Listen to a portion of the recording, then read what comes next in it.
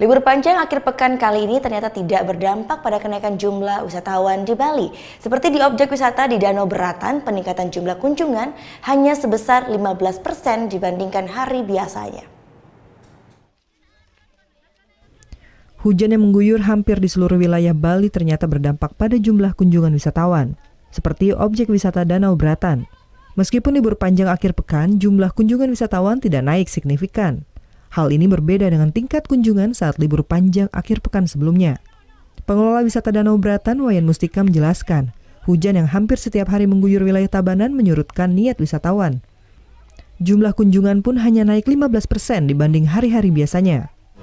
Memang hujan ini sangat berpengaruh pada kunjungan di Ulu Danau karena banyak sekali bis-bis yang ke Bali. Karena situasinya tidak memungkinkan untuk ke dalam karena hujannya di kawasan Bedugul memang cukup keras.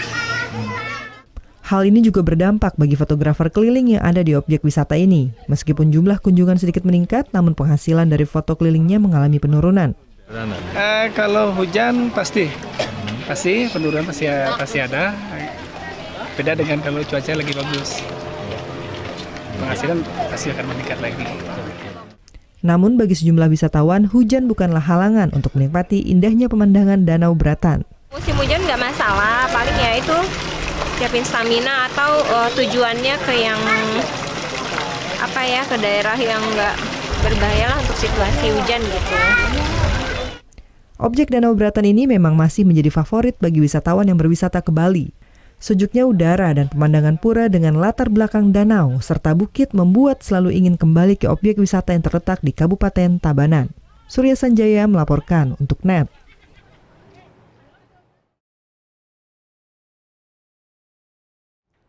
Thank you. Udah selesai nonton beritanya? Jangan pergi dulu dong. Subscribe dulu dan nonton tayangan lainnya di sini. Subscribe, nonton lagi. Subscribe, nonton lagi.